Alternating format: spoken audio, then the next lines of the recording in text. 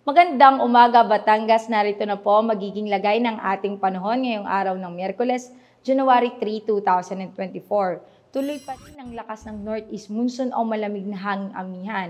At ngayong araw ay may epektuhan nito ang malaking bahagi ng Luzon na siya naman magdudulot ng mga kaulapan at pag-ulan dito. Samantala, easterlies pa rin ang siyang nakakaapekto sa Visayas at Mindanao. Kaya naman makakaranas pa rin ng maulap na kalangitan at kalat-kalat na pag-ulan, pagkulog at pagkidlat ang mga lugar na nabanggit.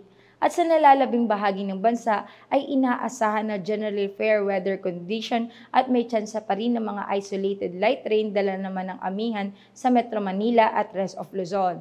Sa ngayon ay wala pa rin tayong o binabantayan na sama ng panahon sa loob at labas ng Philippine Area of Responsibility. Para naman po sa probinsya ng Batangas ay makakaranas po ng maaraw at maaliwalas na panahon na may maliit na mga tsansan mahinang pag-ulan dulot naman po yan ng localized thunderstorm sa bandang hapon hanggang gabi. Sa hilagang parte ng Batangas ay may 25% tsansa ng pag-ulan. Sa silangan at timog parte ay may 43% tsansa ng pag-ulan, samantala sa kanlurang parte ng Batangas ay may 55% tsansa ng pag-ulan.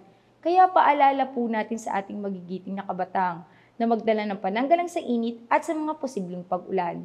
Ang magiging agwat ng temperatura ngayong araw ng Miyerkules ay nasa pagitan ng 23 to 31 degrees Celsius. Si Haring Araw ay sumikat kaninang 6:20 ng umaga at lulubog mamayang 5:40 ng hapon.